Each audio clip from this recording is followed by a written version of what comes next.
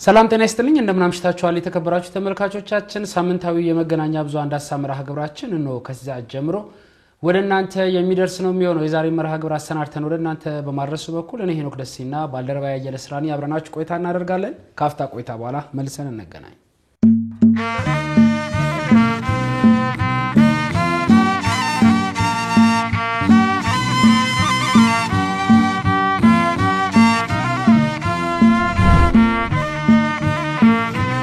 ክብራና ክብራት ተመልካቾቻችን ካፍታ ቆይታ በኋላ መልሰን ተገናኝተናል አየለ እንኳን ደህና መጣ እንኳን ደህና ቆየ ጥሩ እንግዲህ ያው የበዓል ወቅትም ነበር እንደሚታወቀው ያው ዞሮ ዞሮ የመገናኛ ብዙሃን ዳሰሳ መርሃ ግብራችን እንደሚታወቀው በተለይ በሚዲያ ላይ ግዘፍ የነሱ ብዙ ርዕሰ ጉዳዮች ሲመላለሱ ከነሱስ መራርጠን ለተመልካቾች ያስፈልጋል የምንለውን እናቀርብበት ነው እንደሚታወቀው ለዛሬም ሁለት ርዕሰ ጉዳዮችን መርጠን ይዘን መተናል አንደኛው ጉዳይ እንግዲህ ያው ከሰሞኑን በጣም በብዙ ዘንድ መነጋገሪያ የሆነው የቤተ ክርስቲያን ሊቃውንትም ጉዳዩን እንግዲህ በጥልቀት እየተመለከቱት ያሉት የብፁዕ አቡነ ገብርኤል አንድ መልእክት አለ እንግዲህ ወይ ደግሞ ያስተማሩት ትምህርት አለ ከሱ ጋር ተያይዞ ብዙ ጉዳዮች እየተነሱ ነው እንግዲህ ቅዱስ ሲኖዶስም መግለጫ አውጥቷል እንግዲህ ምልዓተ ጉባኤው እንደሚካሄድ ተነግሯል ምናልባት ከሱ ጋር የተያያዙ ጉዳዮች ዝርዝር የሆኑ ነጥቦችን የምንመለከትበት ነው የሚሆነው አንደኛው ጉዳያችን ከዛ በመቀጠል እንግዲህ የቅዱስ ላሊበላ መካነ ቅርጽ የቅዱስ ላሊበላ መካነ ቅርስ እንግዲህ የጥገና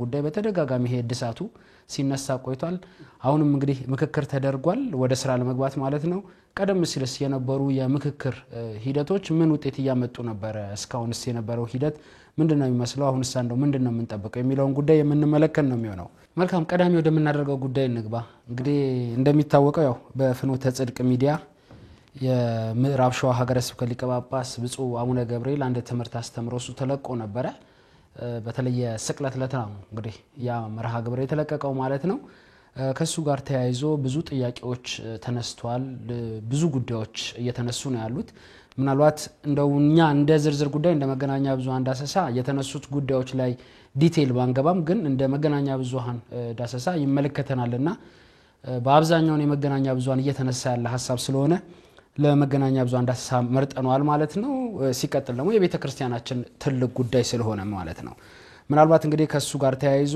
ያው በብዙ የማህበራዊ የትስስር ገጽ ተጠቃሚዎች ዘንድ ቅሬታ ሲነሳ ቆይቷል ከዛ በኋላ እንግዲህ ቋሚ ሲኖዶስ ሳምንታዊ የመደበኛ ውይይቱ ላይ አንስቶ ጉዳዩን ተወያይቶበት በ22 ሚያዝያ 22 እንግዲህ ቀጠሮ ይዞለታል ማለት ነው ከሱ ጋር ተያይዞ እንዳጠቃላይ ይሄ ትምህርት ከተላለፈ በኋላ ከትምህርቱ ጋር የተያያዙ ጉዳዮች እንግዲህ በርካቶችን የቤተ ክርስቲያን ሊቃውንት አነቃንቋል ብለን ነው ምናምነው እንደው አየለ ታዝበ ከሆነ ከዚህ በፊት በቤተ ክርስቲያናችን በተከሰቱ በተለይ እነዚህ 2 እና 3 አመታት ብዙ ጉዳዮች ሲከሰቱ ነበርና የቤተ ክርስቲያን ሊቃውንት በጣት የሚቆጠሩ ነበሩ ጉዳዮቹን ሲናገሩባቸው የነበሩና በተለይ ብዙ ቦታዎች ላይ መፈናቀል ነበረ በኦርቶዶክስነታችን ብቻ የሚደርሱ ብዙ ጫናዎች ነበሩና ከሱ ጋር ተያይዞ ያልተናገሩ ብዙ ሊቃውንት ነበሩ ሲወቀሱ የነበሩና ይሄ ጉዳይ ግን ሃይማኖታዊ ጉዳይ ስለሆነ በጣም ግዘፍ የነሳና በብዙዎች ዘንድ ቅሬታን ያስነሳ ብዙዎች ደግሞ የጻፉበት ያስተማሩበት ነው ምናልባት እንግዲህ ከሱ ጋር የተያያዙ ጉዳዮችን በኋላ በጥልቀትም የምንመለከታቸው ነው የሚሆነው ምናልባት ግን ይሄን ጉዳይ ሲነሳ ያው ብዙዎች እየተነተኑት ነው ብዙዎች ጉዳዩን አይሄን ሊሉ ፈልገው ነው ይሄን ማለት የለባቸውም የሚሉ ነገሮችን ሲያነሱ ቆይቷል እኛ እንደ አጠቃላይ እንግዲህ አንደኛ የተላለፈበት ሚዲያ በራሱ እንደ ሚዲያ ፕላትፎርም እኛም ያለንበት ስለሆነ እንደ ሚዲያ ፕላትፎርም አቀራረቡ ልክ ነው ወይ የሚለውን ጉዳይ እናነሳና ሌሎችን ጉዳዮች ደግሞ እሳቸው ካነሱት ጉዳዮች ጋር ተያይዞ ከማን ምንድነው የሚጠበቀው የሚለውን ጉዳይ የምንመለከት ነው የሚሆነው እንደ አጠቃላይ ግን በተለይ የኢትዮጵያ ኦርቶዶክስ ተዋሕዶ ቤተክርስቲያን ይሄ የማህበራት ምዝገባ ክትትል ቁጥጥር መምሪያ አንድ እንግዲህ አስቸኳይ ደብዳቤ ጽፏል ለዚህ ማህበር ያ አስቸኳይ ደብዳቤ በስሩ ወደ 5 የሚሆኑ ጉዳዮችን አንስቷል እዛ ላይ ማብራሪያ እንዲሰጥ ነው ይሄ ማህበር የተጠየቀው እነሱን ጉዳዮችን እንመለከታለን እንግዲህ ከዛ ሲቀጥል ደግሞ እንደሚታወቀው የህዝብ ግንኙነት መምሪያው ፍቃድ ዘጥቶት ሚዲያው ዘገባዎችን ይሰራ ነበር ያም በጊዜያዊነት እንግዲህ እንዲታገድ ሆኗል ማለት ነው ምናልባት እንግዲህ በጊዜያዊነት የታገደው አየለ ታዝበ ከሆነ እስከ 22 የቅዱስ ሲኖዶስ ምልዓተ ጉባኤ ድረስ የሚል ነው የተነሳውና ምናልባት እሱም ራሱ ቅሬታ የሚያስነሳ ጉዳይ ነው ይሄ የታገደው በምን ምክንያት ነው በዚህ ምክንያት ብቻ ነው ወይ እስከዛሬ ብዙ ቅሬታ ሲያስነሱ የነበሩ ጉዳዮችን ያስተላለፈ ነው ዛሬ እዚህ ስቱዲዮስ ከገባንበት ጊዜ ድረስም እንደው በተለይ ማህበሩ ኃላፊነቱን ለመወጣት ዝግጁ ነው ብዬ አላስብም ከፍቃድ አሰጣጡ ጀምሮ መጀመሪያም የነበሩ ነገሮች አሉ ብዙ ቅሬታዎች ሲነሱ ቆይቷል እንግዲህ በተነሱ ጉዳዮች ላይ ችግሮችን አስተካክላለሁ ቀርቤ ጉዳዮቹን ከአባቶች ጋር በመመካከር ታረማለሁ የሚል ጉዳዮች ነው ይዞ የተነሳው የነበረውና ከዛ በኋላ የነበሩ በርካታ እንደዚሁ የታድሶ እንቅስቃሴን የሚያንጸባርቁ ብዙ መዝሙር የተባሉ ጉዳዮች አሉ ከመዝሙር ጋር የተያያዘ ከስብከት ጋር የተያያዙ ጉዳዮች YouTube ላይ የተለቀቁ አሉ እነሱንም ጭምር እንደሚያወርድ ነበር የፍኖተ ጽድቅ ባለቤት የተናገረው በጊዜውና እነዛ ጉዳዮቹ ላይ ታረሙበት መንገድ የለም ያንን ይከታተላሉ ተብሎ እንግዲህ የተዋቀረው ኮሚቴ ምን አይነት ስራ እንደሰራ አናቅም እሱ ተንከባሉ ዞሮ እንደዚህ አይነት ጉዳዮች ላይ ደርሰናል ማለት ነው እንግዲህ አቡነ ገብርኤል የዛለት ብቻ የስቅለት ላይ ቀን ብቻ አይደለም ያስተማሩት ከዛ ቀደም ብሎ የሆሳናንም ትምህርት እሳቸው ናቸው ያስተማሩት ይመስለኛል እንግዲህ ቀረጻው ከዛ ፊት ባካፕ የተሰራ ቀረጻ ነው ያው በብዙዎች ዘንድ በማህበራዊ ትስስር ገጽም የምንመለከተው እንዴት የስቅለት ለት ብዙዎቻችን በጸሎት ቤተክርስቲያን ባለንበት ሰዓት ያ ትምህርት እዛ ተካሄደ ነው ግን የዛለት የተካሄደ አይደለም ያው ቀረጻው ያስታውቃል ቀደም ብሎ የተቀረጸና ዝግጅት የተደረገበት ጉዳይ ነው ምናልባት እነዛ ጉዳዮችን እንግዲህ ያው አንተ የሚያስከው መርሃ ግብር አለ የቤተክርስቲያን ሊቃውንቶች ጋብዘን እዚህ ጉዳዩ ላይ ከኛ በተሻለ መንገድ በተሻለ ዕውቀት ያላቸው እንግዲህ ሊቃውንት ትንታኔ የሚሰጡበት ነው የሚሆነው እኛ ዋናው ጉዳያችን ያን መተንተን ስላልሆነ እንዳጠቃላይ ግን ይሄን ጉዳይ እንዴት አገኘው እንደ አንድ ክርስቲያንም ያው የሚሰማህ ነገር ይኖራልና እንዴት አገኘው የሚለው ነገር እንመልከትና እነዚህን በተለይ የተነሱ ጉዳዮችን ምላሽ እንዲሰጥባቸው የተነሱ 5 ነጥቦችን አንስተን እሱ ላይ በፍጥነት እየወሰደ ያለው እርምጃ አለ ወይ የሚለውንም ጉዳይ የምንመለከት ይሆናል እንዳጠቃላይ የዘገባ መከልከሉ በራሱ እንደው አዋጪ ነው ወይ ደግሞ የተወሰደው እርምጃ እንደው በቂ ነው ወይ የሚለውን ጉዳይ የምንመለከት ይሆናል እሺ አመሰግናለሁ እንግዲህ ጉዳዩ በርካታ ኦርቶዶክሳውያንን መምህራንም ቤተክርስቲያንን አጠቃላይ ህዝቡን ሁሉ ያነጋገረ ጉዳይ ነው እንግዲህ የስቅለት ዕለት አንተ እንዳልከው ሚያዝያ 10 ቀን የተላለፈ ስብከት ነው እዛ ውስጥ የተነገሩትና የተነሱት ወሳኝ ነጥቦች ተብሎ የተያዙ ጉዳዮች አሉ ሁሉም ሚዲያ ላይም በሚባል ደረጃ በፌስቡክም በሌሎችም ጉዳዮች ትኩረት ተሰጥቶባቸው ምናልባትም ሲነሳ የነበረው እመቤታችን ቅድስተ ቅዱሳን ድንግል ማርያም ቤዛዊት ዓለም አትባልም የሚለው ዋና ሐሳብ ይሁን እንጂ ነገር ግን እጅግ በጣም በርካታ በነገረ ድህነት ላይ በገድላት ድርሳናት ላይ አጠቃላይ በቤተክርስቲያን ትምህርት ላይ ከቤተክርስቲያን አስተምህሮ ውጪ የሆኑ ጉዳዮች ናቸው የተንጸባረቁት እንዳነሳው ወደ ጉዳዩ ወደዚህኛው ከመምጣታችን በፊት ሚዲያው በራሱ የሚያስተላልፋቸው ጉዳይ አንድ ለኦርቶዶክስ ቆም ያለው የሚል ሚዲያ ይህንን ነገር ማስተላለፍ ነበረበት ወይ ብለ ስታነሳ አልነበረበትም ሌላ ጉዳይ ተጠረጥራለ ከዚህ ቀደምም ይህንን ጩኸት መምህራን ጩኸውት ነበረ ምክንያቱም ፍኖተ ጽድቅ ሚዲያ በሚሰራቸው በሌሎች አገልግሎቶቹ ይቀጥል እንጂ ወደዚህኛው ባይመጣ ምክንያቱም ራሱን ቢያ የሚሉ ስጋት የነበራቸው መምህራን ነበሩ እነ መምህር ያረጋል አበጋዝ መጥቀስ ይቻላል አሁን በግልጽ የታየበት ሁኔታ ነው ያለው ዝማሬዎቹ የኢትዮጵያ ኦርቶዶክስ ተዋሕዶ ቤተክርስቲያን ይትባሃል አላት የዜማዊ ይዘት እንደገና ደግሞ የምታመሰግናቸው ቅዱሳን የዜማ መሳሪያንም ጨምሮ የምትጠቀምበት የራሷ የሆነ ስርዓት የተቀመጠላት አለት ያንን ሁሉ ያፈነገጡ የመሳሪያ ድርደራዎች ዘፈን የሚመስሉ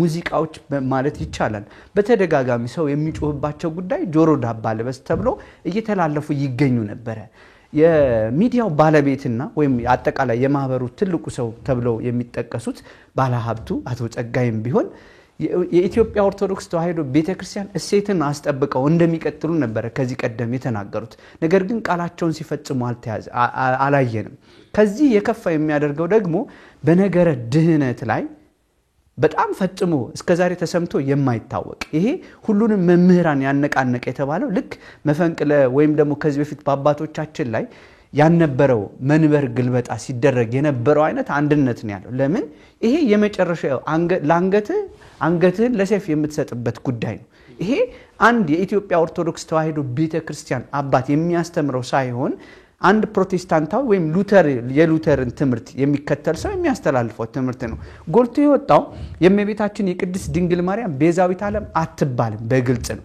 ይሄ በራሱ ክህደት ነው እነዚህን ሁሉ ማብራራት በሌለበት ድፍን ያለ ከውጭ የተጮኸ ጩኸት በሚመስል መልኩ እሳቸው አንጸባርቀውታል አንድ አባት ግን ይሄንን የማፍታታት ምክንያቱም ሊጣረሱ የሚችሉ በነገረ ድነት በነገረ ማርያም ላይ በነገረ እግዚአብሔር ላይ የሚሰጡ ትምህርቶች ጥንቃቄ ያስፈልጋቸዋል ከተነሱበት ርዕስ ጀምሮ ትንቢተ ኢሳይያስ ላይ ምዕራፍ 25 ላይ ያለውን ቃል ተነስተው ነው እሳቸው ያስተማሩት ነገር ግን ያንን ነገር ሲያመጡ እመቤታችን ቤዛ ብትባል ስለዚህ ክርስቶስ ቤዛ ቢባል ስለዚህ ጉዳይ ብለው ንጻሬ እንኳን አላስቀመጡም አትባልም መዝሙሩን ጭምር በማንሳት ነው የምእመናንን ልብ በሚከፍል መልኩ እንደውም ከዚህ ውጪ ያሉ ሰዎች ቤተክርስቲያንን የሚከሷትና የሚወጓት ይሄ ተረታ ተረት ትቀበላለች ያላዋቂነት ስያሜ ይሰጣት ሁለተኛ ኦሪታዊ ነች የሚልና ያላዋቂ አዲስ ኪዳንን ስለማትቀበል የክርስቶስን ትምህርት እንደማትቀበል አድርገው ይናገራሉ እሳቸውም አንዱ በትምህርታቸው የተንጸባረቀችው ሐሳብ ምንድነው ኦሪታዊ በኦሪት ተቸንክረው የቀሩ ሰዎች አሉ ኦሪት አልፋለች ኦሪት ጨካኝ ነች የሚሉ አስተምህሮች አገባባቸው አውዳቸው ካልተብራራ ምእመናን እንዴት ነው ሊቀበሉት የሚችሉት አባቴ ብሎ ካለው ሰው ወይም ከሚጠብቁት አባት እንዲህ አይነት ትምህርት መጣ እሳቸው ይሄን ያድርጉት በቦታው እንኳን ቢያልፍ መልካም ነበር ለዓለም ሚዲያ ነው የተሰራጨው ይሄ በሚዲያ ላይ ደግሞ አንዴ ካመለጠ እንድትመልሰው የምትችለው ነው ሁለተኛ ይሄ ነገር ሁሉም መምህራን ባይናገሩ መምህርናታቸው ራሱ እንዴት ነው የምታረጋግጠው የምትልበት ጥያቄ እንድታነሳ ያደርጋል ሁለተኛ ወደ ማህበራቱ ስትመጣ ይሄ ብቻ ነው ወይ የዚህ ሚዲያ ችግር ብለህ ስታነሳ አይደለም ቅድም እንዳነሳ ነው ምእመናን በተለያዩ ሁኔታዎች ሲቃወሙ እናስተውላለን ነገር ግን እሱም ራሱ ሲጠይቅ ቤዛዊት ዓለም በሚል የሚለውን ነገር ነው ያነሳው 5 ነጥቦች እንዳሉ ይናገራል የትኞቹ ናቸው 5 ነጥቦች በዚህ ብሎ መጠየቅና ግልጽ መሆን መቻል አለበትና ሁለተኛ ቅድም ያነሳው ሐሳብ አለ ቅዱስ ሲኖዶስ ውሳኔ እስኪያስተላልፍ ወይም ደግሞ በስብሰባው እሳቸው ተጠይቀው እስኪያብራሩ ድረስ ነው ይሄ እግዱ የሚቆመው ወይስ ይቀጥላል ምንድነው መነሻው እስከዛሬ ድረስ ችግር የለበትም ወይ አሁን እኮ ደብዳቤው ላይ ሲጽፍም እስከዛሬ ድረስ ይሄ ነጥቦች ነበሩ ይሄ ደግሞ የጎላ ነገር መጣና ለዚህ አመጣ ራሱ አካሄዱ ልክ አይደለም ምክንያቱም ከእቆጣጠራለሁ ብሎ የሰጠው አካል ማየት መከታተል መቻል አለበት ምክንያቱም ቤተክርስቲያን ያባቶቻችን ስርዓት ሲጣስ ኦርቶዶክሳዊ እሴቶች ሁሉ ሲሸረሸሩ ዝም ተብለው አሁን ጎልቶ ሲወጣ ቅዱስ ሲኖዶስ ሲናገር ምእመናን በዚህ በኩል ምእመናን እስኪቀድሙ ድረስ የቤተክርስቲያን ተቋማት እስከመቼ ድረስ ነው ዝም የሚሉት በሚፈጠሩት ጉዳዮች ላይ በነገረ ድህነት ላይ አጠቃላይ በቤተክርስቲያን አስተምህሮ ትውፊት ላይ ሁሉም እንዳሻው በየቦታው ሲገፋ ዝም ተብሎ ምእመናን እስኪቀድሙ ድረስ ለምንድነው የሚጠበቀው ተቋማቶቹ ምንድነው የሚሰሩት የሚለውን ጥያቄ ታነሳለህና እንደነዚህ አይነት ነጥቦች ሲንሸራሸሩ ነው የነበሩትና እጅግ በጣም ከባድ የሆኑ ቤተክርስቲያን እስካሁን ድረስ በዘመናት ከተነሱት መናፍቃንም ውጪ የሆነ በታሪክም ያልተቀመጠ ትምህርት አዲስ የመጣ አይነት ሁኔታና ያባቶቻችን ትምህርትና ሴት በሙሉ የጣሳ አይነት ነጥቦች በርካታ አሁንኛ ካነሳናቸው ውጪ ቪዲዮውን ሙሉ ሰምቶ አንድ መምህር ቢተነትነው ነጥብ በነጥብ ቢያስቀምጠው ትምህርቱ ኦርቶዶክሳዊ አባት ነው ኦርቶዶክሳዊ ነው የሚለውን ነገር ስታነሳ አይደለም በርካታ ነጥቡ ሁሉንም ይያልኩ አይደለም ነገር ግን አንድ ኦርቶዶክሳዊ በሚመስል የስብከተ ርዕስና ትምህርት ውስጥ ስርዋጽ የሆኑ የኑፋቄ ትምህርቶች በግልጽ የታዩበት ነው እንዴት ተናገሩ መልስ የሚሰጡበት እርሳቸው ይሆናሉ ነገር ግን እስከዛሬ ከምናውቀው ከተማርነው አንፃር ግን የቤተክርስቲያን እሴትና የቤተክርስቲያን አስተምሮ የሸረሸረ ጉዳይ ነው እኔ ያገኘሁት ይሄንን ነውና ከዚህም በላይ ማለት ይቻላል በዚህ ርዕሰ ጉዳይ ላይ መልካም እንግዲህ ብዙ ነጥቦችን አንስተናል በተለይ ውስጥ ያሉትን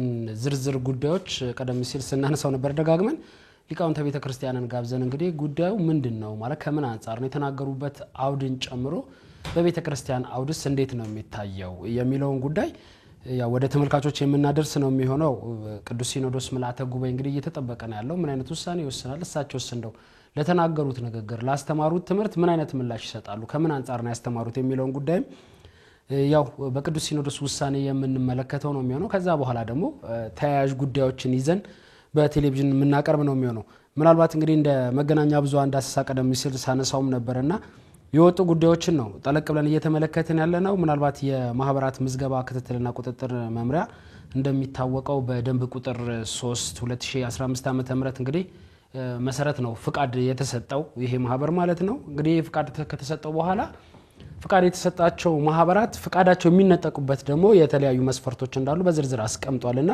እነዛን መስፈርቶች ባንድም በሌላ ብዙ ማህበራት ሲጥሱ በተደጋጋሚ ስናነሳ ቆይተናል። ለምንድነው ይሄ እንግዲህ እንደ መምሪያ ክትትልና ቁጥጥር መምሪያ ተብሎ ከተቋቋመ ለምንድነው ቁጥጥር የማያረጋው? እንግዲህ ከጉዞ ጋር ባለፈው ከጉዞ ጋር ራሱ ከነዚህ ከጉዞ ማህበራት ጋርም ተያይዞ ብዙ ጥያቄዎች ስናነሳ ቆይተናል። ምናልባት ይሄ ጉዳይ አሁን በጣም ነጥሮ ስለወጣና ቀደም ሲል አንተ እንዳነሳው በመመናን ዘንድ በሊቃውንተ ቤተክርስቲያን ዘንድ ብዙ ጥያቄዎች እንዲነሱ ስለሆነ ነው ወይ ይሄንን ነገር የተመለከተው ነው። ምናልባት እኔ እንዳጠቃላይ እንግዲህ ያው ጉዳዩ ምንድነው የሚባለው ያው ከዚህ በኋላ በቅዱስ ሲኖዶስ ምልዓተ ጉባኤ ቀርበው እሳቸው የራሳቸውን ሆነ ትንታኔ ቢሰጡም ፍኖተ ጽድቅ በዚህ ይሄንን እኔ ይሄ አውድ ከዚህ አንፃር ነው የተመለከትኩት ቢለንም ምንድነው የሚባለው ይሄ አንድ ሰው ዱቄት የሚነካው ወይ ወፍጮ ቤት ስለገባ ነው ወይ ደግሞ የዱቄቱ ባለቤት ነው ዱቄት የሚነካው ይባላል አይደለ? ስለዚህ እነዚህ ሰዎች ፍኖተ ጽድቅ የሚሆን ብፁዕ አቡነ ገብርኤል ወይ የዱቄቱ ባለቤት ናቸው ወይ ደግሞ ወፍጮ ቤት ውስጥ ገብተው ይወጡ ናቸው እንጂ ከየትም መጥቶ የነካቸው ዱቄት አይደለም። ይሄ እንደዚህ እየተጫጫኸ ያለው ብዬ ነው ማስበውና ምናልባት እንግዲህ ጉዳዩን በኦርቶዶክሳዊ መነጽር ያዩ ብዙዎች አስተያየት እየሰጡበት ነው። ስለዚህ ወደ 5 ጉዳዮችን ዘርዝሮ ነው እንግዲህ ይሄ መምሪያ ምላሽ እንዲሰጥ የጠየቀው ማለት ነው። በጣም በሚገርም ሁኔታ አንደኛው ጉዳይ ባስቸኳይ ይሄንን ቪዲዮ ከዩቲዩብ ላይ እንዲያወርድ ነው የተባለው። እዚህ ስቱዲዮ እስከገባንበት ሰዓት ድረስ ዩቲዩብ ላይ አልወረደም። ስለዚህ ይሄ ራሱ አንድ አለመታዘዝን ያሳያል። እየታዘዛቸው አይደለም ማለት ነው ይሄ ተቋም። ስለዚህ ተቋሙ ይሄ ብቻ እኮ አይደለም በዩቲዩብ የሚለቀው ብቻ አይደለም ራሱ ኤኦቲሲ ቲቪ ላይ የአየር ሰዓት ተፈቅዶለት እየሰራ ነው ያለው። ስለዚህ እዛ ላይ ሳነገ ምን አይነት ነገሮችን ነው የሚያስተላልፈው? እስከዛሬስ ምን አይነት የገባውን ቃል ኪዳን ባግባቡ ፈጽሟል ወይ ነው የመጀመሪያው ጉዳይ። ፍቃድ ሲሰጠው እስከዛሬ በነበረው የኑፋቄ ትምህርት እኮ ሲያስተላልፍ እንደነበረ ዝማሬዎቹ ልክ እንዳልሆኑ ሰውየው ራሱ ባለቤቱ ራሱ አምኖ ባለሀብቱ አምኖ ይቅርታ ጠይቆ እንግዲህ ብዙ ሊቃነ ጳጳሳት በተቀመጡበት ነው ይሄ ሁኔታ ተነጋግረው መምህራን የቤት ስራ ወስደው ከዚህ በኋላ መስተካከል ያለባቸው የተቀረጹ ቪዲዮዎች ዩቲዩብ ላይ ከመውጣታቸው በፊት እንዲታዩ እንዲታረሙ ራሱ ለሊቃውንቱ እንደሚሰጥ ተናግሮ ነበር ወደ ስራ የተገባውና በጣም ቀጥሎ ነው ያለው። የወጡትን አሁን ትንሳኤን በማስመልከት ራሱ የወጡትን መዝሙሮች ዩቲዩብ ላይ ገብተው ማየት ይቻላል። ከኛ ይተባሃል በጣም የወጡ ናቸው። ከበፊት ምንም የተስተካከለ ነገር የለም።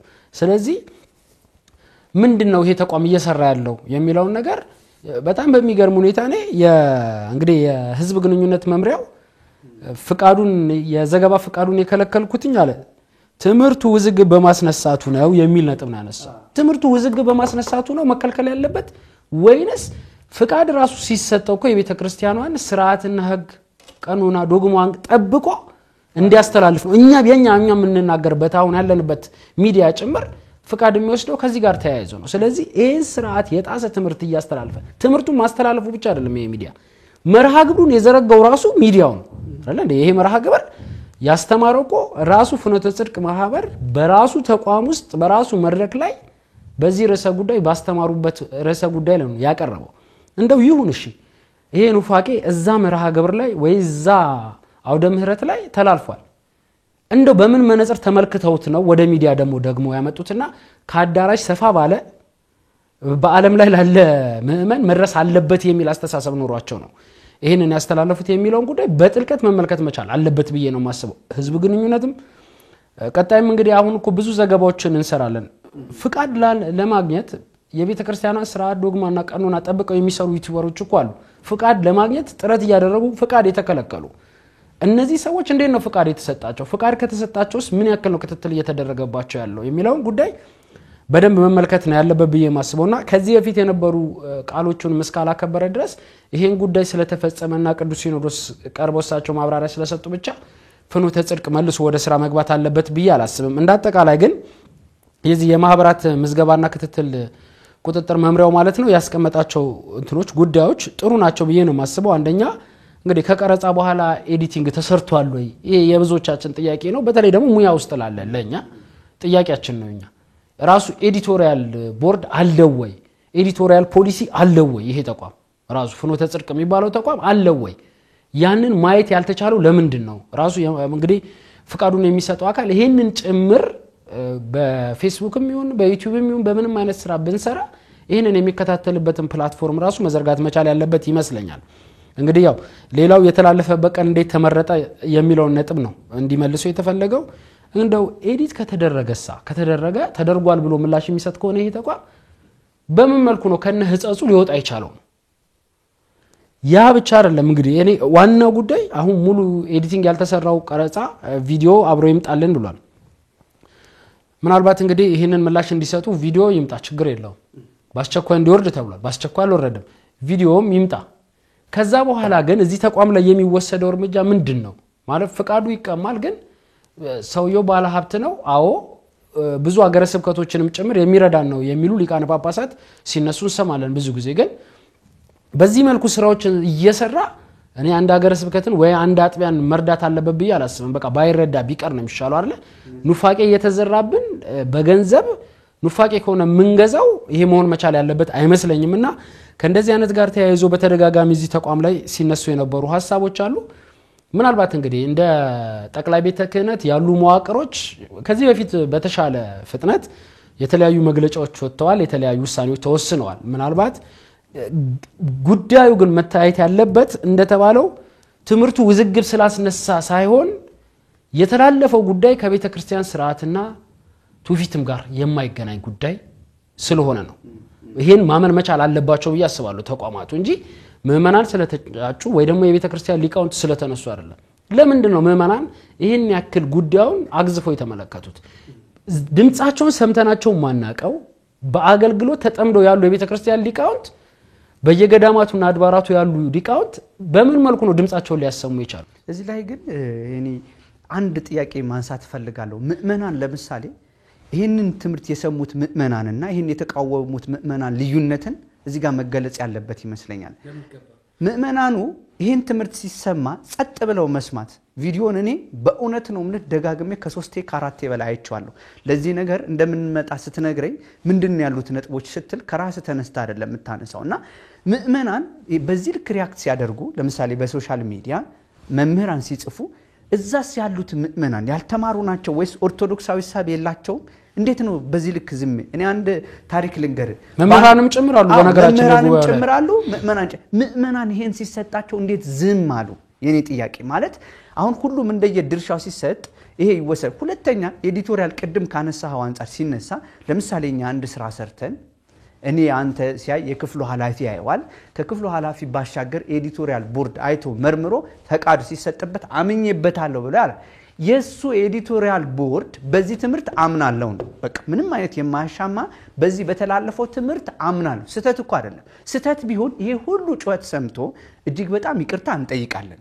ይሄ ትምርት የተላለፈው ከዚህ ችግር የተነሳ ነው መብራሪያዎች ይኖሩባቸዋል። ከዚህ ቀደም እንደዚህ አይነት ነገሮች ሲኖሩ እናስተካክላለን ባል ነው መሰረት ይሄው አስተካክለናል ብሎ ምላሽ ለመስጠት እንኳን አልተፈለገም። ምክንያቱም ቤተክርስቲያን ላይ ማስተላለፍ ማንጸባረቅ የተፈለገ ጉዳይ መቤታችን ላይ ብቻ አይደለችም። በዚህ ሳይበቃ ያን ያልተቀጣው ይሄንን ፈቅዶ የሰጠው የቤተ ክህነቱ አካል ደገመለት። ነገ ምን እንደሚመጣ አናውቅ። ሌላው ከዚህ ጋር ተያይዞ በሶሻል ሚዲያው በሚንጸባረቁት ምዕመናንን የማሸማቀቅ ስራ በቡድንም ከኛ ውጪ ከኛ በአፋ ባሉ ሰዎች በጣም በከፍተኛ ሁኔታ እየተሰራ ይገኛል። ዝም ብሎ ያንድ ሰው ድንገት የተፈጠረ እንዳልሆነም ያሳያል። ድንገት የተፈጠረ አይደለም። ምክንያቱም በሚዲያው ከወጣ በኋላ ከተሰራጨ በኋላ ሰው በሁለት ጎራ ተከፍሎ ኦርቶዶክሳውያን የቤተ ክርስቲያን ትምርት ተነካበል ልክ አይደለም ጩኸትን ሲያሰሙ ከዛ ውጪ ግን ያሉ ሰዎች ትክክል ነው ተረታችሁ ስለተገለጠባችሁ ነው የሚል ምዕመናንን የማሸማቀቅ ሁለተኛ ኦርቶዶክሳዊ መስለው የማታለያ ስራ የሚሰሩ ሰዎች እየታለሉ ያሉ ሰዎች አሉ። ጳጳስን እንዴት ተናገራላችሁ እናንተ ማን ሆናችሁ ነው ይላል።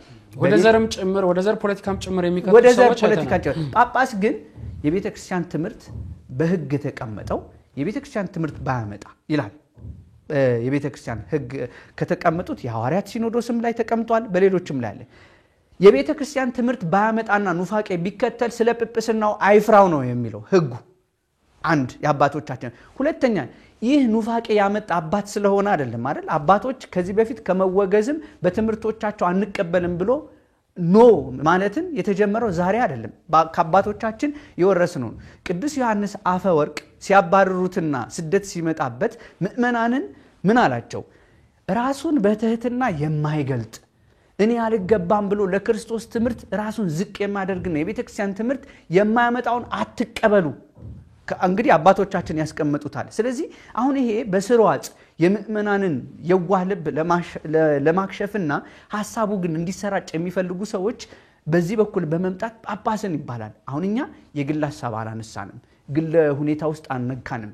ክብረ ክህነት ስላላከበሩ ይመስለኛል ይህንን የምናነሳው። አንድ ክብረ ክህነትን የሚያከብር አባት እንደዚህ አይነት ትምህርት አያስተምርም፣ ለቤተ ክርስቲያን ለመንጋው ይጠነቀቃልና አሁን እንደነዚህ አይነት ጉዳዮች ስታነሳ ምእመናኖቹ ሰጪው አካል እና ቦርዱ እነዚህ ሶስቱ ጉዳዮች እንዴት ነው የሚታዩት የሚሉት ነገሮች ራሱ መጣራት ያለባቸው ጉዳይ ናቸው። እኔ እነዚህ ነገሮች አንተ እንዴት ነው የምታያቸው? መልካም ያው ብዙ ጥያቄዎችን የምናነሳው ፍኖተ ጽድቅ ላይ በነገራችን ላይ በጣም ተደክሟል። የቤተ ክርስቲያን ሊቃውንት ቀርበው ቤቱን ለማስተካከል ብዙ ልፋት ተለፍቷል። እንደ ማህበረ ቅዱሳንም ጭምር ስራዎችን ለመስራት እጃቸውን ያላስገቡ የሉም። ብዙ ጥረቶች ሲደረጉ ቆይቷል። እንግዲህ ባለሀብቱ በተደጋጋሚ ያለብኝ ችግር ካለ ለማስተካከል ዝግጁ ነኝ ሲል ድምጹ ሲያሰማ እንሰማዋለን በተደጋጋሚና እንደዚህ አይነት ጉዳዮች በቅርበት ሲከታተሉና ለማስተካከል ጥረት ሲያደርጉ የነበሩ ብዙ ልፋት ውስጥ የነበሩ አባቶቻችን አሉ፣ ወንድሞቻችን አሉና ምናልባት እንግዲህ እኔ ምናልባት ባለሀብቱ ብቻም ሳይሆን ከበስተጀርባ ጉዳዮቹን የሚይዟቸው ጉዳዮቹን የሚመለከቷቸው የተሰገሰቡ እንግዲህ ይሄንን የተሐድሶ እንቅስቃሴ የሚያራምዱ ሰዎች ተቋም ውስጥ አሉ ብዬ ነው ማስበው። እንደው ባለሀብቱ ጋር ቀጥታ ባይገናኝም ግን ባለሀብቱ እንደ ተቋሙ መፈተሽ መቻል አለበት ብዬ አምናለሁ። እነዚህ ጉባኤዎች ሻየለ ምናልባት ተመልካቾችም ግልጽ እንዲሆንላቸው ጉባኤው የሚካሄደው ብዙ ጊዜ ባለሀብቱ በዛው በድርጅት ውስጥ ባለው አዳራሽ ውስጥ የሰራተኛ ጉባኤ አለው። እዛው በሰራተኛ እንግዲህ ሆኖ የሚያገለግሉ የሚሰሩ ሰዎችን ያስተምራል። እሱ ምንም በቃ የሚደገፍ ነገር ነው፣ ጥሩ ነው። ግን ተመሳሳይ አይነት ነገሮች ይኖራሉ ብዙ ጊዜ በዝማሬዎቹ የሚቀረጹት አይተኮን እዛ መድረክ ላይ ነው፣ እዛው ግቢ ውስጥ ማለት ነው፣ ለስራ ተብሎ በተያዘ ቦታ ላይ ማለት ነው። ምናልባት እንግዲህ ተሐድሶ እጅ ገብቶበት ነበር በፊት ምንም ይሄ የሚታወቅ ነው፣ ግልጽ ነገር ነው። ከዛ በኋላ ግን ጉዳዮቹ ተመልሰው በቤተ ክርስቲያናችን ስርዓት እንግዲህ ባለሀብቱም በእንደዚህ አይነት ጉዳዮች ውስጥ ከዚህ በኋላ አባቶች ጋር እየተመካከርኩ ነው ስራዎችን የምሰራው የሚል እንትን ጉዳይ ይዞ ነው መጥቶ ፍቃድ የሚያገኘው። ምናልባት እንግዲህ ታዘበ ከሆነ ወጣቶች በጣም ይሄ ማህበራዊ የትስስር ገጾች ላይ በተለይ ቲክቶክ ላይ ጉዳዩ በጣም ገዝፎ ወጥቶ ነበር፣ በተለይ ከዝማሬው ጋር የተያዘ ጉዳዮችን። ከዛ በኋላ ነው እንግዲህ የቤተ ክርስቲያን ሊቃውንት ተሰብስበው ብዙ ሊቃነ ጳጳሳት ተሰብስበው ጉዳዩን ቀርበው ተነጋግረው ቲክቶክ ላይ ጭምር ጉዳዮቹን ይዘው ሲያጫጩ የነበሩ ልጆችም ቁጭ ባሉበት በዚህ ጉዳይ ላይ ተስማምተናል ብለው በመሃል መምህራን ገብተው ጉዳዩን ሊያስተካክሉ ኃላፊነት ወስዶ እዚህ ስራ ውስጥ የገባው ምናልባት እንግዲህ እዛ ስራ ውስጥ ከገባ በኋላ ባለሀብቱ ይሄ ጉዳይ ሲመጣ ውስጥ ያሉ እጀረጅም ስለሆኑ ማለት ነው የተሐድሶን እንቅስቃሴ የሚያራምዱ ሰዎች ድርጅት ውስጥ ተሰግስገው ሊሆን ይችላልና እሱ መፈተሽ ነው ያለበት ብዬ ማስበው። እንዳጠቃላይ ይሄንን ጉዳይ እንግዲህ ያው ሶስት አካላት በፊት አውራሪነት ጉዳዩን እንዲመለከቱት ነው የሚጠበቀው በቤተ ክርስቲያናችን። ቀዳሚው ቅዱስ ሲኖዶስ ነው፣ እሱ ይበል የሚያሰኝ ነው። እንግዲህ በፍጥነት ጉዳዩ ላይ ተወያይቶ ሰፋ ላለ ውይይትና ለውሳኔም እንዲያመች ለሚያዝያ 22 ተቀጣጥሯል። ከዛ በመቀጠል እንግዲህ የዚህ የማህበራት ምዝገባና ክትትል ቁጥጥር መምሪያ ነው። እሱም እንደው የሚጠበቅበትን ያክል ቀደም ብሎ መስራት ያለበትን ስራ ባይሰራም አሁን ግን በተከሰተው ጉዳይ ላይ ግን መውሰድ ያለበትን እርምጃ ወስዷል። እንግዲህ ያ የተወሰደበትን እርምጃ ተቋሙ ወይ ደግሞ ሚዲያ ጉዳዩን ወስዶ ይፈጽማል አይፈጽምም የሚለው ካልፈጸመስ ጉዳዩን ቀጣይ ስቴፕ ምንድነው የሚለውን ጉዳይ ራሱ ይሄ የማህበራት እንግዲህ ቁጥጥር መምሪያው የሚመለከተው ነው የሚሆነው። እሱን የሚያነው ሶስተኛው ግን ትልቁ ጉዳይ በጣም በብዙ ምዕመናን ዘንድ ጥያቄዎች እየተነሳ ያለው በየአቅጣጫው ቤተክርስቲያን ሊቃውንትም እየተናገሩ ያሉበት ጉዳይ የሊቃውንት ጉባኤን የሚመለከት ጉዳይ ነው ብዬ ማስበው። ይሄ ጉዳይ ትልቅ ጉዳይ የተነሳው ጉዳይ። ስለዚህ የሊቃውንት ጉባኤ የተነሳውን ሐሳብ እንደው ከኦርቶዶክሳዊ መሰረተ እምነት ጀምሮ ካለው ስርዓት ጋር አምልኮ ጋር ቱፊት ጋር አናቦ ከመጽሐፍ ጋር አመሳክሮ ያበውንም ትምህርት ይዞ ትንታኔ መስጠት መቻል አለበት ብዬ አስባለሁ። ጉዳዮቹ ላይ እኛ ጉዳዮቹን ለመተንተን ብቁ አይደለንም ወይ ደግሞ የኛ ኃላፊነት አይደለም። እዚህ ሚዲያው ላይ መንጋብዛቸውም ሊቃውንት በሊቃውንትነታቸው በጉባኤ አንድ ስለሆነ ማለት ጉባኤ አንድ ነው። እሳቸው ተነጥለው በጉባኤ ያልተማሩትን ሐሳብ ስላራመዱ ነው ይሁን ለሐሳብ የተነሳው። ስለዚህ ቤተክርስቲያናችን በጉባኤ በጋራ የመከረችበት ያስተማረችው ትምህርት ምንድነው? መጽሐፍ ቅዱሳችንስ ምን ይላል? ሌሎች የታሪክ መጽሐፎቻችንስ ምንድነው የሚሉት? ቀደም አንተ ስታነሳው ነበር ድርሳናቱ ገርላቱ ጉዳዩን እንዴት ነው የተመለከቱት? የቤተክርስቲያናችን አንድምታ ትርጓሜ ራሱ ምንድነው የሚለው? ይሄንን በዛው ለሳቸው ያጨበጨቡ ላሉ ፕሮቴስታንቶችም ጭምር ምላሽ የሚያሰጥ ጉዳይ በትንታኔ ማቅረብ ያለበት ማን ነው? የሊቃውንት ጉባኤ ነው።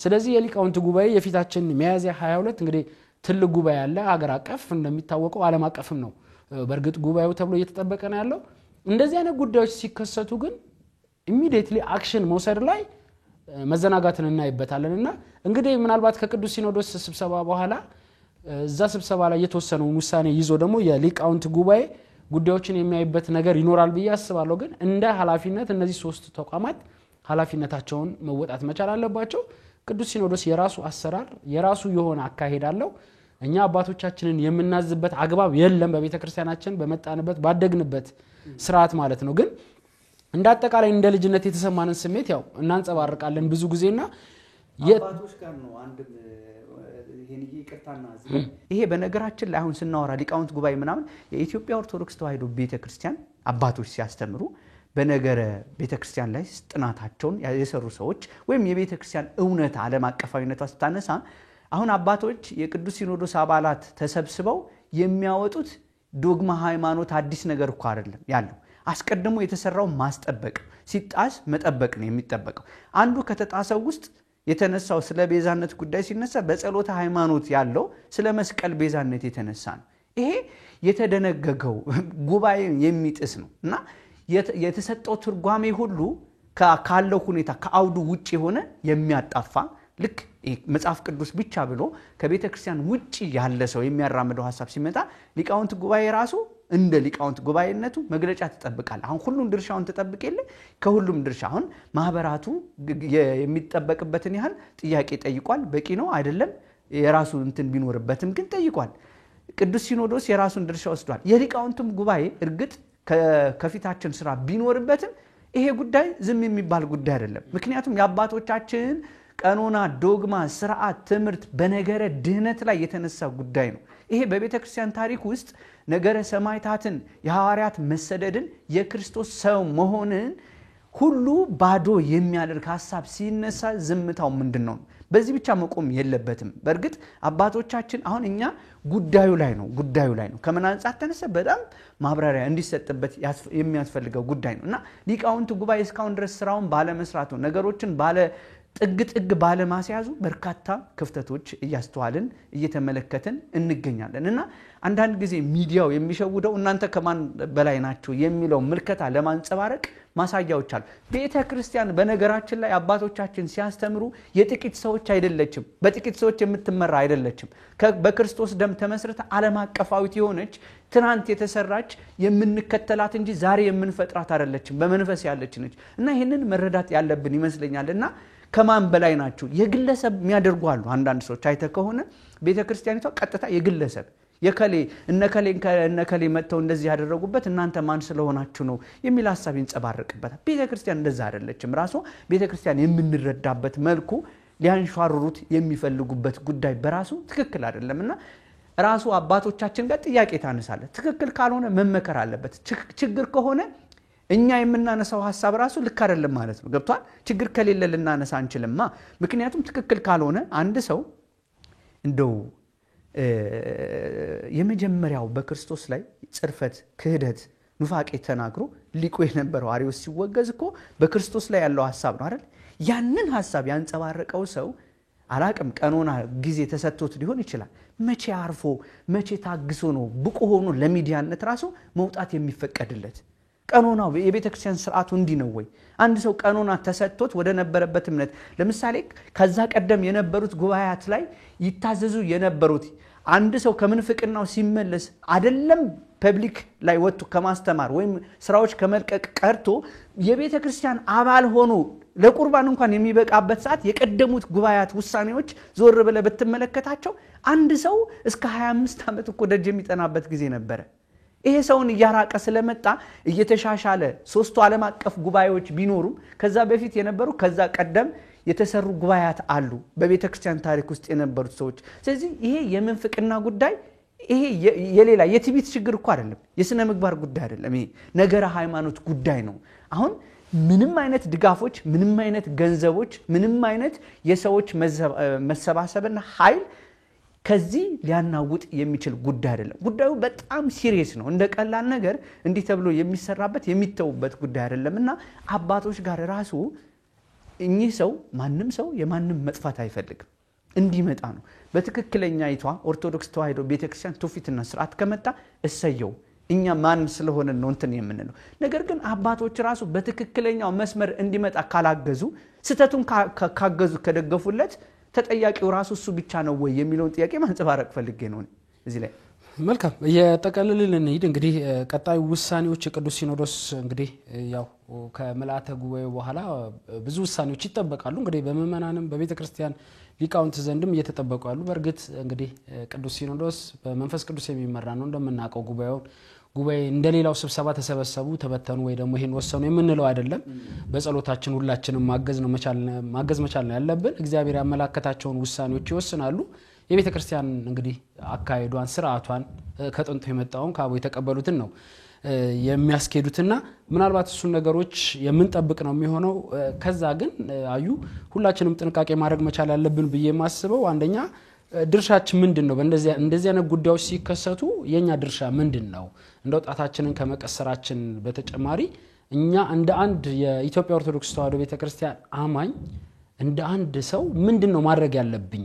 ለዚህ ጉዳይ ምንድነው የምሳተፈው የሚለው ነገር መመልከት መቻል ያለብን ይመስለኛል። ምናልባት እንግዲህ ሌሎች ቤተ እምነቶች እንደዚህ አይነት ህብረት አላቸው እንታዘባለንና በተለይ ይሄ ዩቲዩብ ላይ የሚለቀቁ ነገሮችን አውርድ ተብሎ አንድ ተቋም ማውረድ ሲያቀተው አላወርድም ሲል ግን ማስወረድ ደረጃ ህብረት ቢኖረን ማስወረድ ደረጃ ስራዎችን መስራት ይቻላልና ምእመናን ያንን ስራ መስራት ያለብን ይመስለኛል። እንደዚህ አይነት ጉዳዮችን ዝም ብለን እኛው ሴቭ ያደረግን እኛው ጉዳዩ ላይ ያብራራን ስላገኘነው ብቻ ጉዳዩ ላይ እየተናገርን ማለፍ መቻል የለብንም። እንደው እንዳጠቃላይ አባቶቻችንን ወይ ደግሞ የማህበራት ምዝገባ ክትትልና ቁጥጥር መምሪያው በራሱ መምሪያው እንግዲህ የሚተዳደርበት መመሪያ አለ። በዛ መመሪያው መሰረት ደግሞ የሚከተለውን ቅጣት እንዲቀጡ ያደርጋል። ከዛ በኋላ ግን አፈጻጸሙን ግን እንድንከታተል ደግሞ እኛም ጭምር ኃላፊነት ይኖርብናልና እሱንም የምንከታተልበትን ነገር እናጥራ ነው። እንዳጠቃላይ ግን ውሳኔዎችን ይዘን መልሰን የምንገናኝ ነው የሚሆነው። እንዳጠቃላይ ግን በዚህ መርሃ ግብር ላይ የተነሱ ጉዳዮች ምንድናቸው የሚለው በእኔና በአንተ ብቻ እዚህ በተነጋገር ነው የሚቀር አይደለም። እንግዲህ ይሄን ሰሞን በተከታታይ መርሃ ግብር እንዲሰሩ ይሆናል ማለት ነው። ወደ ተመልካቾች የምናደርስ ነው የሚሆነው ከመቤታችን ቤዛነት ጋር ተያይዞ እንደዚሁም ደግሞ ከገድላትና ከቤተ ክርስቲያናችን ድርሳናት ጋር ተያይዞ የተነሱ ጉዳዮች ምንድናቸው የሚለው ምን ያክል ያስኬዳል የቤተ ክርስቲያን ሊቃውንት በዚህ ጉዳይ ላይ ምንድነው የሚሉት የሚለውን ጉዳይ ሚዲያችን የሚያቀርብ ነው የሚሆነው። በዚሁም ጠቅላላ አይደል ይሄን ነው እውነት ነው። ያው እኛ የምንችለውን ያህል የተሰማንን ሰዎች እንዴት ይመለከቱታል? መምህራን ድርሻቸው ምንድነው? አባቶቻችን በዚህ ላይ ምን አስተምረዋል? አሁን የግለሰብ ጉዳይ አይደለም የቤተ ክርስቲያን ጉዳይ ነው ያነሳ ነው። አሁንም ሁሉም ሰው ሊገነዘበው የሚገባው ጉዳይ ቢኖር እኛ ስተት ልንሰራ እንችላለን በየትኛውም ጉዳይ። ነገር ግን ይሄ የቤተ ክርስቲያን ጉዳይ ነው። ምክንያቱም ይሄንን መቃወምና የምእመናን መቃወም የኛም ማውራት ከጌታችን የተቀበልነው ሐዋርያት ሲልክ የነሱን ትምህርት ባይቀበል አይደለም ሐሳባቸው የግራቸው ትቢያ ራሱ አራክፎ እንዲወጣ ያደርጋል። አይደለም ሐሳብ መቃወም ከነዛ ጋር ምንም ህብረት ላይ ከዚህ ወደዚህ የሚያደርስ ኑፋቄ እስከዛሬ ድረስ በቤተ ክርስቲያናችን የሌለ ትምህርት ስለመጣ ጉዳዩ ያስተምሩ ጉዳዩ በመዳን ኦርቶዶክሳዊ የመዳን ትምህርትን እጅግ በጣም የነቀፈና በፕሮቴስታንታዊ አንደበት ቢገለጽ እንደዛ የሚገባ አይነት ጉዳይ እንጂ ኦርቶዶክሳዊ ያልሆነ ስለሆነ ነው እኛ ብዙ ያነሳና ይመስላል እንጂ ጉዳዩ ብዙ ቢተነተንና ቢወራ ብዙ ነጥቦችና ብዙ ጥያቄዎች የሚያመጣ ነው። ወደ ሌሎች ብናልፍ የተሻለ ይመስለኛል። መልካም ወደ ቀጣዩ አጀንዳችን ነው የምንሸጋገረው። እንግዲህ በ1970 ዓመተ ምህረት በዩኔስኮ የተመዘገበው የቅዱስ ላሊበላ መካነ ቅርስ እንግዲህ እንደሚታወቀው በብዙ ቱሪስቶች ዘንድም ለጉብኝት ብዙ ጊዜ ሲመጡ እንመለከታለን። በብዙዎች ዘንድም ተወዳጅ ነው እንግዲህ ቅዱስ ላሊበላ ገዳም ማለት ነው። እንደሚታወቀው ይህ ቅርስ እንግዲህ ያው በእድሜ ብዛት የተለያዩ ጉዳቶችን እንዳስተናገደ በተደጋጋሚ ሲነሳ ነበር። ምናልባት ደግሞ ከዛ ጉዳት እንዲያገግም ደግሞ በተለያየ ጊዜ ሙከራ ሲደረግ ነበር። ቀደም ብሎ ባገኘነው መረጃ መሰረት ግብጻውያን የጣሊያን መሐንዲሶች ጭምር እድሳት አድርገው ነበር እዚህ ቅርስ ላይ። ግን ያ እድሳት አንዳንዶቹ ጥቅም ሲያስገኝ አንዳንዶቹ ደግሞ ችግሩን አባብሶታል። ምናልባት እንግዲህ ከዛ በኋላ እንደሚታወቀው 2011 ላይ የከተማው ነዋሪ ሰልፍ ወጥቶ ነበር ታስታውስ ከሆነ ይሄ ሰልፍ ወጥቶ በቃ ይሄ ቅርስ መጠበቅ አለበት በሀገር ደረጃ ልንንከባከበው ይገባል እድሳትም ሊደረግለት ይገባል የሚል ሰልፍ ተወጥቶ ነበር እንግዲህ ከዛ በኋላ የኢትዮጵያ ጠቅላይ ሚኒስትር ዶክተር አብይ እንደዚሁም ደግሞ የፈረንሳይ ፕሬዝዳንት እዛ ተገኝተው ነበር ማለት ነው ከተገኙ በኋላ እንግዲህ የፈረንሳይ መንግስት ጉዳዩን በቅርብ እንደሚከታተለው ድጋፍም እንደሚያደርግ ውሳኔ ተወስኗል ከዛ በኋላ 24 ባለሙያዎች 7 አይነት ጥናት አድርገዋል እዚህ ስፍራ ላይ ምናልባት ይሄ ጥናት ከተሰራ በኋላ እንግዲህ የተለያዩ በእርግጥ ነው 15 ዓመት ተብሎ የተጣለ ዳስ አለ አዩ ብረት ያለው ማለት ነው አሁን እሱን ለማንሳት ወደ 300 ሚሊዮን ብር እንደሚያስፈልግ ነው ከዛ በኋላ ሲጠቀስ የነበረውና እሱን እንግዲህ የከተማ አስተዳደሩ ጭምር በጀት በድቦም ስራዎች ሲሰሩ ነበር ምናልባት ከዛ በኋላ የተገኙ ጥናቶች እነዛን ጥናቶች ላይ መሰረት አድርገው የፈረንሳይ መንግስት በሚሰጠው ድጋፍ ማለት ነው ስራዎች ለመስራት የተለያዩ ሂደቶች ሲታለፉ ነበር እንግዲህ ከሰሞኑን ደግሞ የጥናቱ ውጤቶችም ወጣው ውይይት ተካሂዷል ማለት ነው ይሄ ውይይት እንግዲህ በኢትዮጵያ እንግዲህ የቱሪዝም ባለሙያዎች ዘንድም ትልቅ ትኩረት የወሰደ ነው ማለት ነው ምናልባት በውይይቱ እንግዲህ የጥገና ስራውን ለማከናወን የወጣውን ይሄ ዓለም አቀፍ ጨረታን የተመለከቱ ጉዳዮችን እንዲሁም ደግሞ ይሄ ሳይንሳዊ ጥናቱን ራሱ የሚመለከቱ ውይይቶች ናቸው የተደረጉት ማለት ነው ምናልባት እንግዲህ እነዚህ ውይይቶች በቅርሱ ላይ ምን አይነት ለውጥ ያመጣሉ የሚለው ነገር የሚጠበቅ ነው የሚሆነው ምናልባት አዩ ታዝበ ከሆነ ይሄ ቅርስ በተደጋጋሚ በሰሜኑ ጦርነት ከዚህ ቀደም በነበረው የሰሜኑ ጦርነትም ስጋት ውስጥ እንደነበረ ሲነሳ ነበር አሁንም በተመሳሳይ እዛ አካባቢ ላይ ጦርነቶች ይካሄዳሉና በተለይ ከባድ መሳሪያ ተኩስ ጋር ተያይዞ ቅርሶቹ ስጋት ላይ ከመሆናቸው በተጨማሪ አሁንም ተጨማሪ ስጋቶችን ያስከተሉ እንደሆነ በተደጋጋሚ ሲነሳ እንሰማለን በተለይ ደግሞ ገዳሙ ላይ ያሉ አባቶች በተደጋጋሚ ይሄንን ቅሬታ ሲያሰሙ ቆይቷል እድሳቱ ቀድሞም አልተደረገም እዛ ላይ ደግሞ ተጨማሪ ጉዳቶች እንዳይከሰቱ ጥንቃቄ መደረግ መቻል አለባቸው የሚል ጉዳዮች ሲነሱ ነበር እንዳጠቃላይ ግን ያው አንተ ጋማለና ውይይቱን ይሄን ውይይት እንዴት አገኘው ከዚህ ውይይትስ በኋላ ምንድነው የምንጠብቀው በዚህ ውይይት እንግዲህ ኃላፊነት የተሰጣቸው አሉና በስተመጨረሻም እንደዚህ ኃላፊነት የተሰጣቸው ምን ያክል ኃላፊነታቸውን ቢወጡ ቅርሱ የነበረውን ይዘት ጠብቆ በቤተክርስቲያናችን ስርዓትና ትውፊት መሰረት ተሰርቶ እንግዲህ ለማየት እንበቃለን የሚለው ጉዳይ አጠያቂ ነውና እሱን እንዴት ታየዋለህ ምናልባት እነዚህ ጥናቶቹ ራሱ ስራው ረጅም አመት ፈይቷልና ከሱ አንፃር ይሄ ኮሚቴ እንግዲህ አሁን ኮሚቴም ተዋቅሯልና ምን አይነት ውጤት ይጠበቃሉ እንዳጠቃላይ ውይይቱን እንዴት አገኘው አዎ እንግዲህ ይበል የሚያሰኝ ነው እንደ ፕሮጀክት ንድፉ ስትመለከተው ነገር ግን ላሊበላ እየደረሰበት ካለው ጉዳት አንፃር የዘገየ ነው ምክንያቱም እዛ አካባቢ ይደርሱ ከነበሩት ችግሮች ትዝ ይለኛል ከሁለት አመት በፊት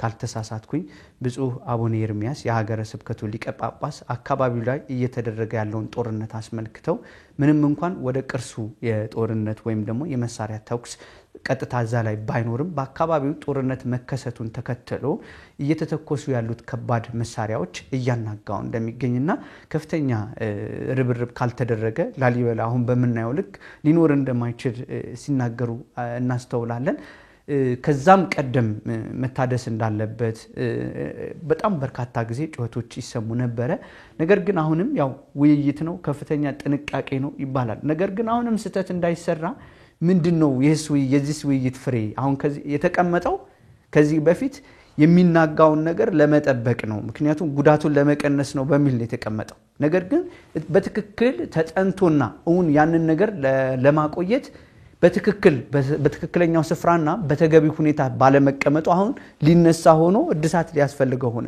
እሱ ራሱ ካልተነሳ የሚያሳድረው ተጽዕኖ ቅርሱ ላይ የሚያመጣው ጉዳት አለና አሁንስ ወነገ ላይ የሚደረገው እድሳት ምንድነው የሚያመጣው የሚለው ነገር በከፍተኛ ሁኔታ ጥንቃቄ ተደርጎበት ውይይት ሊኖር ይገባል ሁለተኛ ኢትዮጵያውያን ይሄ የኢትዮጵያ ኦርቶዶክስ ተዋሕዶ ቤተክርስቲያን የቅርስ ጥበቃ ባለስልጣን እንዳለ ይታወቃልና እኔ አሁን የቤተክርስቲያን የሆኑት ጉዳዮች ሲመጡ ነገሩ ካበቃላቸው ወይ ጉዳት ከደረሰላቸው በኋላ ለምንድነው ተከታይ የሚሆኑት የሚሉትም ሁሉ ጊዜ የማይመለስልኝ እንቆቅልሽ ነውና ይሄ የቤተክርስቲያን ብቻ አይደለችም ኢትዮጵያ ስትባል ዓለም ስትገልጥ የምታገኘው አንድ መለያ ቢኖር አንዱ ላሊበላ ነው ስለዚህ በዚህ ጉዳይ ላይ ቤተክርስቲያን ለምሳሌ መንግስት ገቢ የሚያገኝበት ስፍራ ነው ቤተክርስቲያን ታሪኳን ለዓለም ከመናገርና ኢትዮጵያ እንዲህ አላት የሚለው ነገር ከማምጣት ውጪ ምንም የምታገኝበት ነገር እንደሌለ እሙን ነው።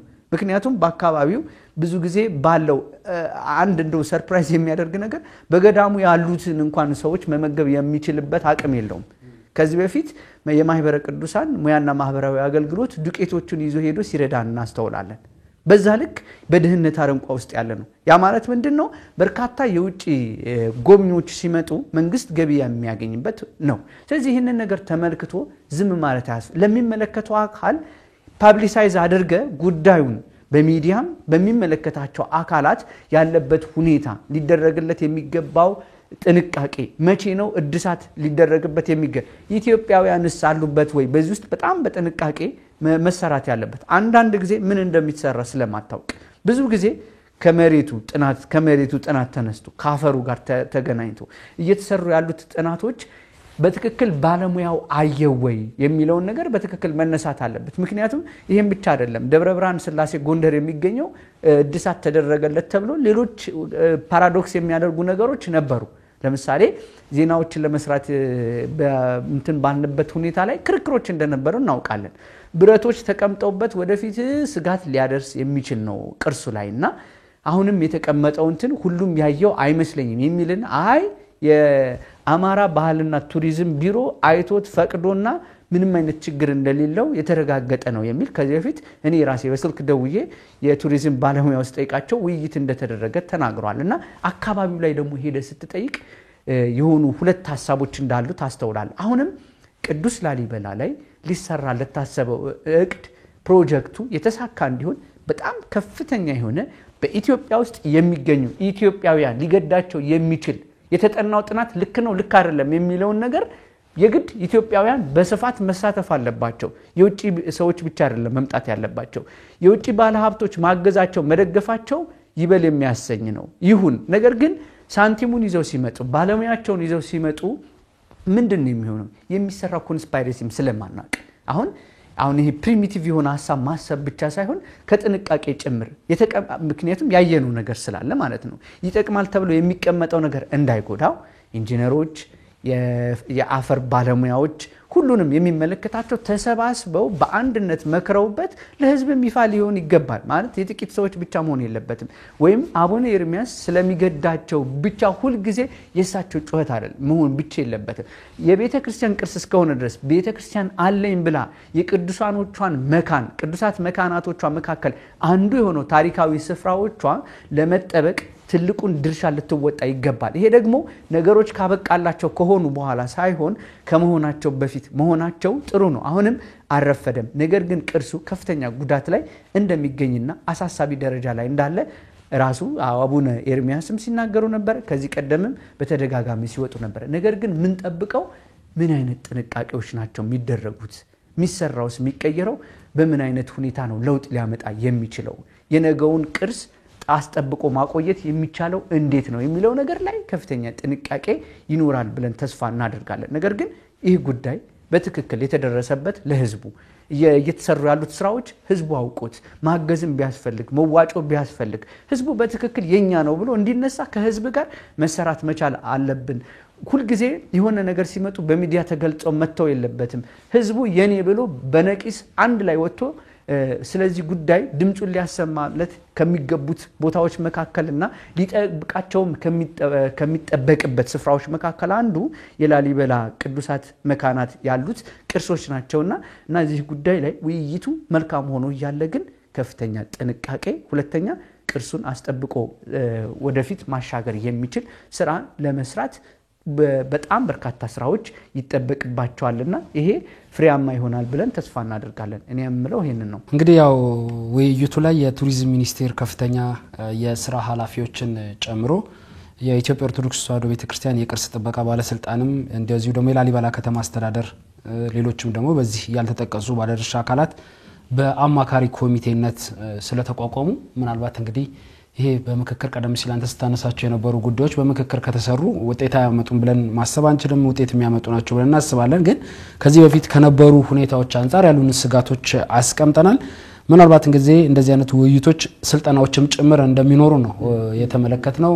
በተለይ ከኢትዮጵያዊነት ጋር ከኢትዮጵያ ውጪ የመጡት ባለሙያዎች ከኢትዮጵያዊነት ጋር አዋህዶ ስራዎችን ለመስራት ስልጠናዎችም ጭምር እንደሚሰጣቸው ነው እዚህ የተነገረው። ምናልባት እንግዲህ የኢትዮጵያ ኦርቶዶክስ ተዋሕዶ ቤተክርስቲያን የቅርስ ጥበቃ ባለስልጣን ብዙ ጊዜ ስሙ ሲነሳ ቆይቷል። በተለይ ቅርሶቻችን ባንድም በሌላ እንደው ገዳም ውስጥ ባሉ የገዳሙ አባቶች ያስተዳደር አካላት ብቻ እየተጠበቀና እንደው አለ የለም እንደዚህ ነው እንደዚህ ወጥቶ እንደዚህ ገብቶ እያሉ የነሱ ብቻ ጉዳይ የሆነ ነው የሚመጣውና ምናልባት እንግዲህ የቅርስ ጥበቃ ባለስልጣኑ አሁን አክቲቭ ሆኖ ስራዎችን እየጀመረ ነው ያለው።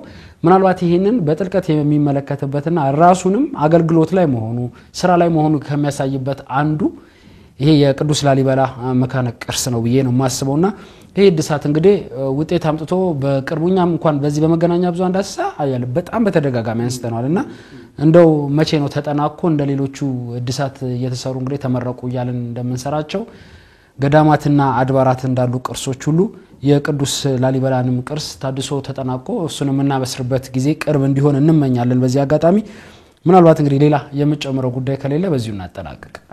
ምን ነው ነገር አይኖርም። ያው ቅርሶች ላይ ስታነሳ በጣም የሚያሳዝኑ ናቸው። ለምሳሌ አቡነ አሮን እንደዚህ ምልህ ለምንድነው ታሪካዊ ቦታ ያው እኛ ዜና ምንም ስለምንሰራ ትዝ ይለኛል አሁን ያነሳው በአካባቢው ወይም ደግሞ የኢትዮጵያ ኦርቶዶክስ ተዋሕዶ ቤተክርስቲያን ቅርስና ጥበቃ ባለስልጣን አውጥቶት ወይም ደግሞ በትልቅ ተቋም ደረጃ ተገልጿል። አስተዳዳሪው ደርሶ እንደው በቀጣር አቡነ አሮን አሁን አንዱ የቤተክርስቲያን ካሉት ቅርሶች መካከል ከሚታወቁት አቡነ አሮን ነውና ከፍተኛ ጉዳት ደርሶበት ኬንዳ አልበሰን ነው እየተጠቀመን ያለ ነው። ሐሳብ ብናቀርብም የሚሰማን አጣን። እንደው መረዳት ከቻልን ይሄንን እንደው ሐሳብ ብታቀርቡልን ብለው ዜና ስሰራ ትዝ ይለኛልና ቅርሶቻችንን እየተጠበቁ ነው። ሲፈርሱና ሲጠፉ የሆነ ነገር ሲደረጉ እኔ የተሾሙ ሰዎች እኔ አላቅም አንዳንዴ እኔ ቤተክርስቲያንን የሚወድ ሰው አንዳንዴ ከደሞዝ ባለፈ ታሪክንም ለትውልድ አሻግረ ልታልፍ ይገባልና ነገ ታሪክ ይጠይቃል። አንዱ ታሪክ ሲጠይቅ ቤተክርስቲያን ማን ነች እንዴት ነች ስትባል ቋሚ የሆነው ቅርሶቿ አንዱ ሕያው ምስክሮች ናቸው። ይሄንን አስጠብቆ ለትውልዱ ማሻገር ተቋማዊ ቦታው ከመቀመጡ ውጪ የተቀመጠው ሰው ግን ስራ ሊሰራ ይገባዋልና በበርካታ ቦታዎች ያሉት ቅርሶቻችን የላሊበላ ጎላ እንጂ ሌሎቹ ምንም ሰው ያላስታወሳቸው እኛ በተለያዩ ዝግጅቶች የሰራናቸው አሉ። እነ በርበር ማርያም ማንሳት ብትችል ለምሳሌ ደቡብ ከሚገኙት እጅግ በጣም ጥንታዊ ኦሪት መስዋዕት ከሚሰዋባቸው ስፍራዎች አንዱ ነው። ያለው ያንን ታሪኩ በሚያስጠብቅ ነው። ለጎብኚዎች ምቹ በሆነና ትውልዱ ታሪኩን ማወቅ በሚችልበት ሁኔታ ነው ያለው። የለም ስራውን አልሰራ። ሁሉም ድርሻውን ይወጣ። ህዝቡ የድርሻውን ሲወጣ የተቀመጠው አካል የቤተክርስቲያን ተቋም ላይ የተከፈለው የሚሰራው ሰው ግን ስራው ሊሰራ ይገባል። ይሄ አገልግሎትም ጭምር ነውና ኃላፊነታቸው ሊወጡ ይገባል የሚለውን ነገር በዛው አድሬስ ብናደርግ ደስ ይለኛል። እንግዲህ በዚሁ አጋጣሚ ያያለ ምናልባት ስቱዲያችን ያለበት አካባቢ የልማት ስራዎች እየተሰሩ ነውና ከሱ ጋር ተያይዞ የድምጽ ጥራት እንግዲህ በተወሰነ መልኩ ችግር ሆኖብናል። ያው የተለያዩ ቀረጻዎች ስናካሄድ ከበዓል ጀምሮ ይሄ የልማት ስራ ጋር ተያይዞ ድምጽ እንትን የሌላቸው ድምጾች ይገባሉና ለሱ እንግዲህ በዚሁ አጋጣሚ ይቅርታ እንጠይቃለን። ክብራና ክብራት ተመልካቾቻችን የዛሬው መርሃ ግብራችን እዚህ ጋር ተጠናቀቀ። ሌሎች መርሃ ግብራት ወደ እናንተ መድረሳቸውን ይቀጥላሉ። ሰላም እግዚአብሔር ከሁላችን ጋር ይሁን።